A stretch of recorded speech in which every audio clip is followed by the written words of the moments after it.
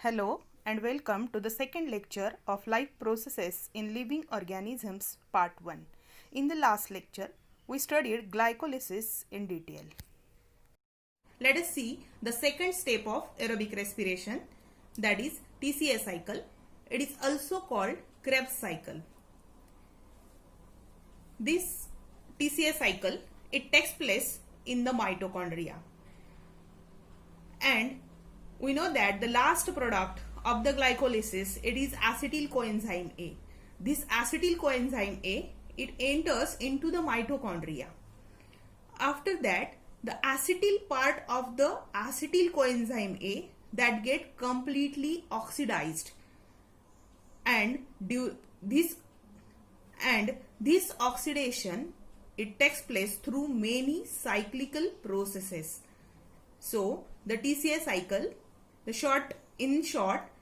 the TCA cycle, this acetyl coenzyme A, it finally converts to carbon dioxide, water molecule, NADH2, FADH2 along with the ATPs.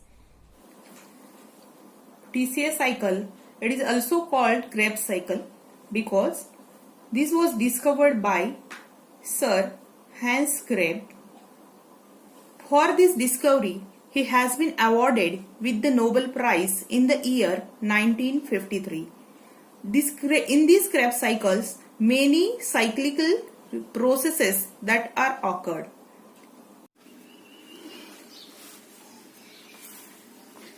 Let us see the tricarboxylic acid cycle, that is cyclical chain reactions.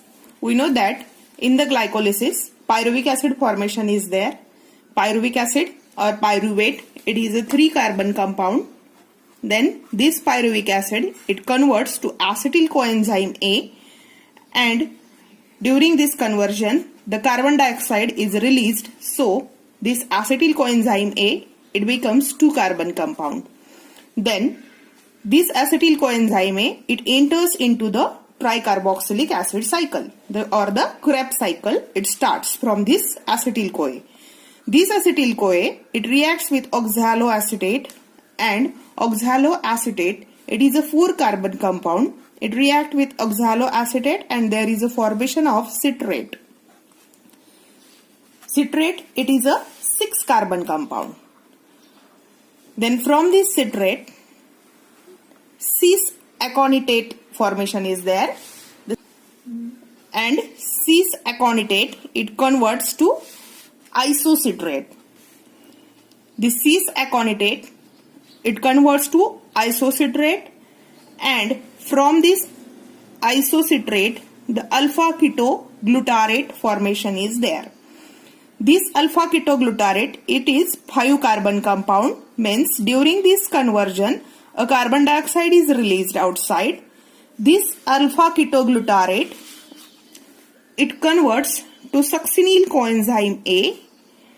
The succinyl coenzyme A, it converts to succinate or succinic acid, we can also call it.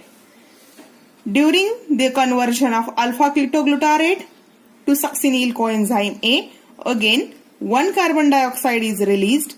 So this succinyl-CoA, it is 4-carbon compound.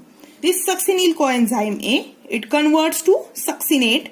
It is also a 4-carbon compound. Then this succinate, it converts to fumarate. This fumarate, it is also a 4-carbon compound. Then fumarate, it converts to malate. It is also called malic acid. Fumarate is also called fumaric acid. Then fumarate, it is converted to malate. Malate, it is also a 4-carbon compound, and this malate, it converts to oxaloacetate. It is a 4-carbon compound. So this oxaloacetate again combines with acetyl coenzyme A, and there is a formation of citrate. This cycle starts from citrate and it again ends with the citrate. So that this is also called citric acid cycle.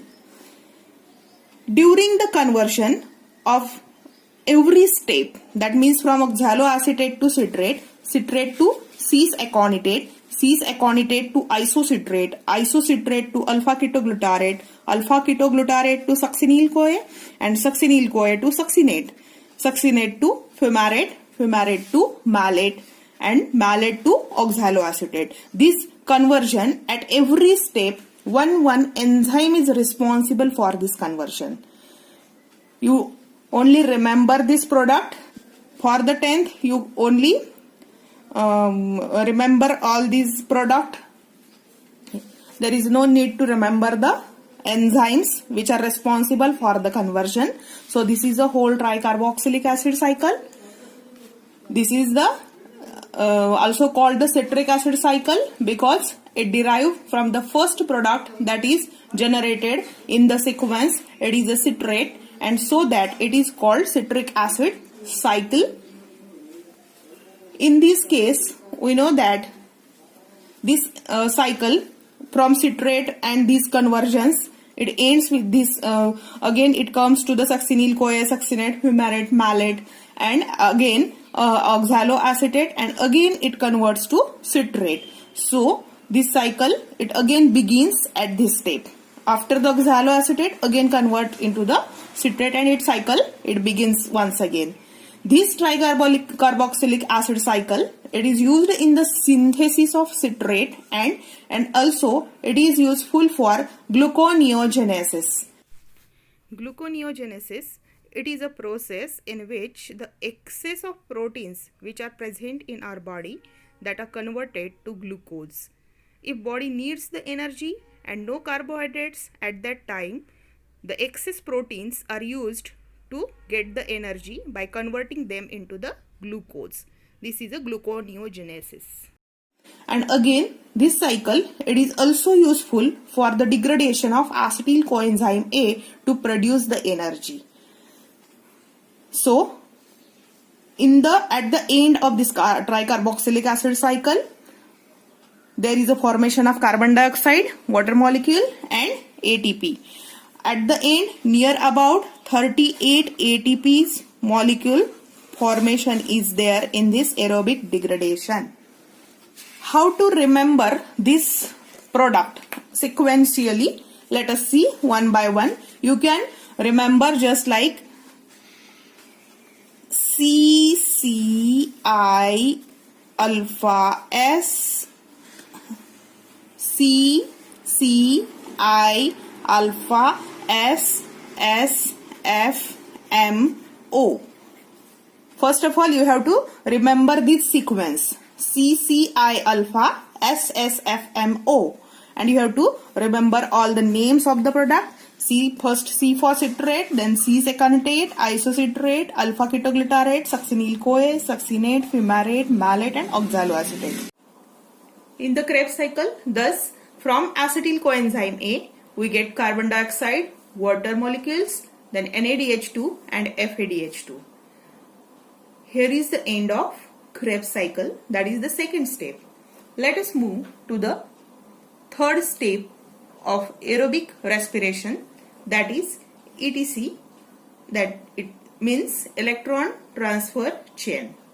This electron transfer chain, it also takes place in the mitochondria. So the site of ETC is a mitochondria.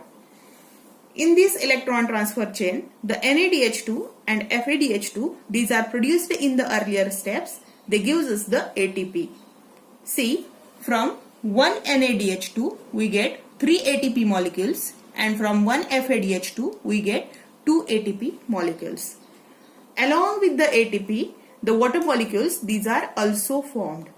So the NADH2 and FADH2, these are the enzymes which are produced.